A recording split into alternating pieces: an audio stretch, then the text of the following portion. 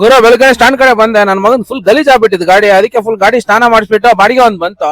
Banner ಹಾಕೊಂಡು ಹೋಗ್ಬೇಕು, area full ಎತ್ಕೊಂಡು ಒಂದ್ ಹತ್ರ ಹಾಕ್ಬೇಕು ಅಂದ್ರು. ಸರಿ ಅಂತ ಹೋದೆ. ಬಾಡಿಗೆ ಎಲ್ಲ ಮಾತಾಡ್ಕೊಂಡು ಒಂದ್ ಹತ್ರ ಹಾಕ್ಬೇಕು, ಎಲ್ಲ ಏರಿಯಾ ಎಲ್ಲ ಫುಲ್ ರೌಂಡ್ ಹಾಕ್ಬಿಟ್ಟು ಒಂದ್ ಹತ್ರ ಹಾಕೊಂಡು ಹೊರಟೆ.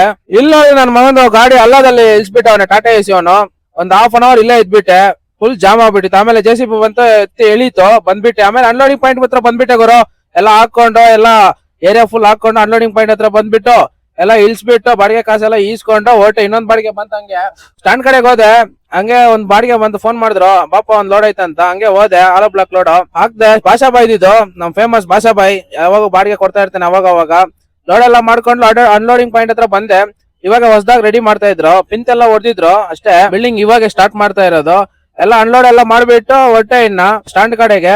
ಇದು ಲೋಕಲ್ ಗುರು, ಜಾಸ್ತಿ ಏನ್ ದೂರ ಇಲ್ಲ, ಒಂದ್ 300 ಮೀಟರ್ ಅಷ್ಟೇ ಅಲ್ಲೇ. ಸರಿ ಗುರು, ಇವತ್ತಿಗೆ ಇಷ್ಟೇ ಬಾಡಿಗೆ, ಇನ್ಯಾವ್ದು ಸಿಕ್ಕಿಲ್ಲ ಬಾಡಿಗೆಗಳು. ಇವತ್ತಿಗೆ ಇಷ್ಟೇ. ನೆಕ್ಸ್ಟ್ ವಿಡಿಯೋ ಸಿಗೋಣ. ಫಾಲೋ ಮಾಡಿ, ಸಬ್ಸ್ಕ್ರೈಬ್ ಮಾಡಿ, ಶೇರ್ ಮಾಡಿ.